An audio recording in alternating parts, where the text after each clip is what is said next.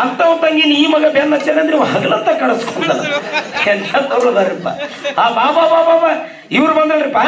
ಧನಶೂರ ಘನಶೂರ ದೊಡ್ಡಸ್ಕೆ ದೊಡ್ಡಪ್ಪ ಬಡ್ಡಿ ಆ ಬುಡ್ಡಪ್ಪ ನೀಚ ಲಪ್ಪಂಗ ಮಗನ ಅಪ್ಪ ಕಲಿಯುಗದ ಕರಣ ದಾನಶೂರ ಧರ್ಮಪ್ಪ ಬರ್ತಾರೆ ಬರ್ತಾರೆ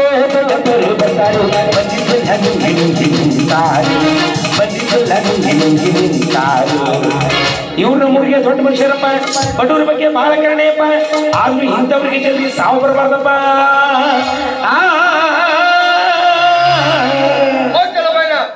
ಈ ಹಾಡು ಹೇಳಕ್ಕೆ ಹೇಳಿದ್ರೆ ಕವಿ ಬರ್ದ ನಾನು ಹಾಡಕತ್ತೀನಪ್ಪ.